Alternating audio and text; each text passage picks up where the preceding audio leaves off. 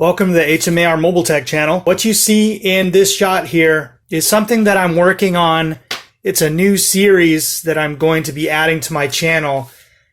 Basically how to run a business, mobile or at a shop, and how to write invoices is one of the things on the top of my list. It's something I don't see a lot of people showing on YouTube.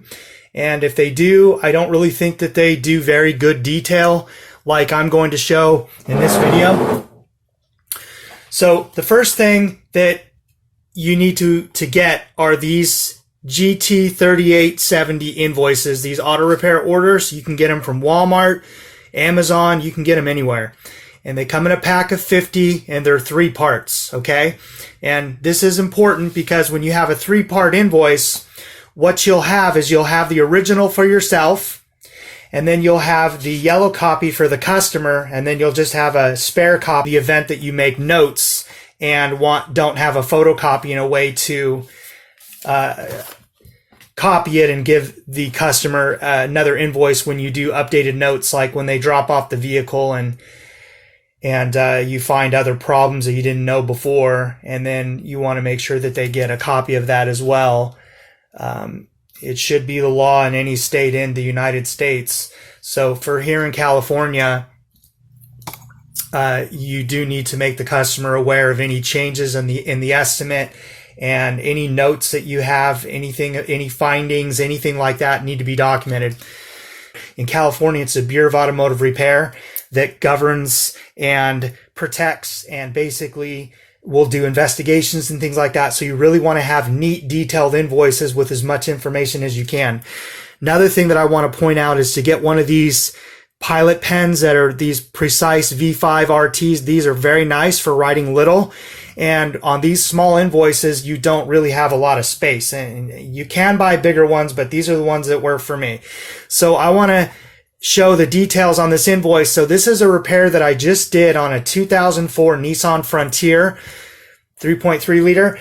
And the customer brought it to me in the state of, and with basically an explanation of why he brought it to me. And in the discussion, I discovered, talking to this customer, that he had possibly done some damage to the engine, possibly blown the head gasket, but wasn't sure, and just wanted to get me inspect and find if there were any leaks or any damage or whatnot, and then let him know and go from there.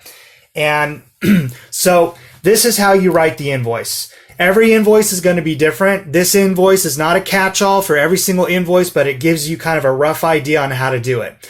Okay, so I'll try to make this video as quick as I can for anybody who's interested in this type of invoice writing and how to write an invoice and what to put on them. This is going to be a valuable video for you, and you're going to want to stay all the way till the end so I can explain myself and explain what I'm doing here.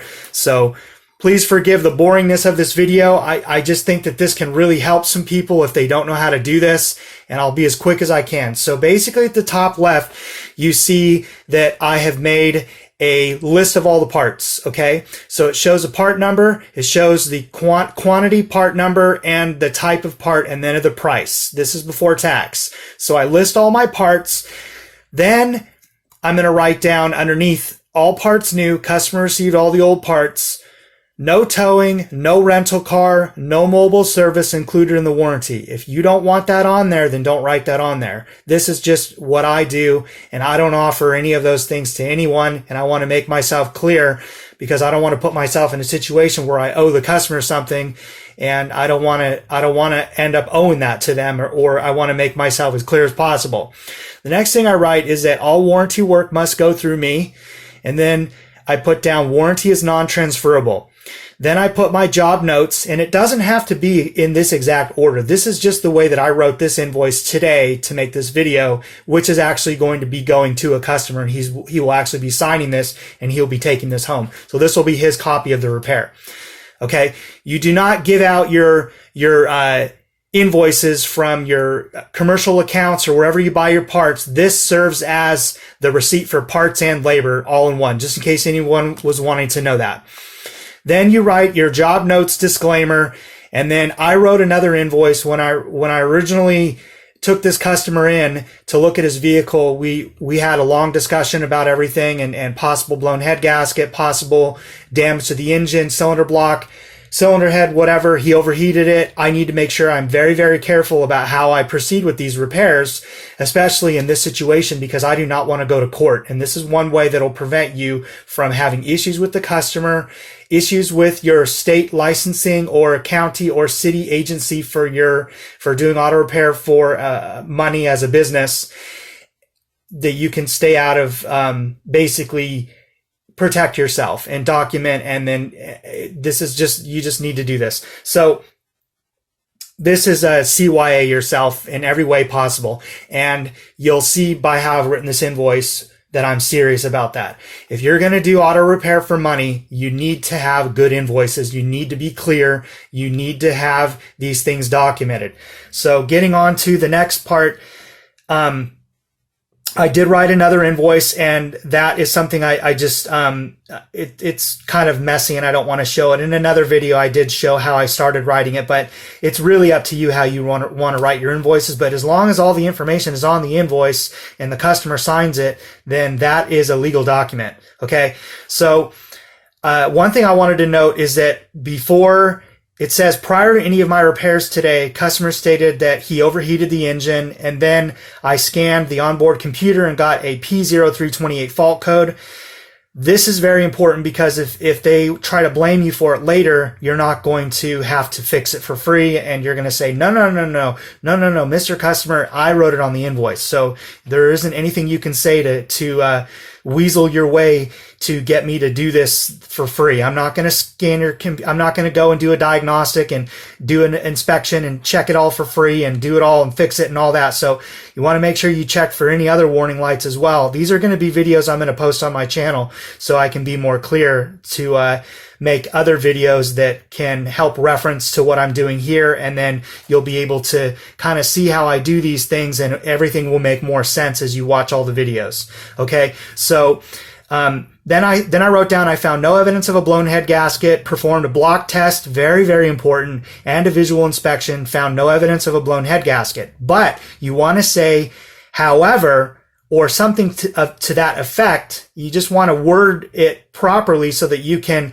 basically say that that doesn't mean that they are, it's warranted forever and there's never going to be a future problem, because every mechanic knows that a small head gasket leak can turn into a bigger leak and then eventually cause mixing of oil in the coolant and mixing of coolant in the oil and cause all sorts of overheating issues and all that. So you want to make sure that you write the wording is that there's got to be like a clause there. So this is the clause.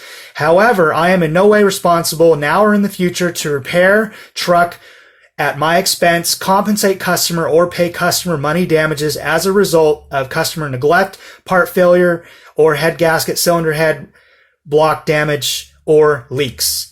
Customer was advised. Very important to write that. Then further write down, I am not responsible to fix or diagnose at my expense. You can put any or pre-existing fault codes or warning lights.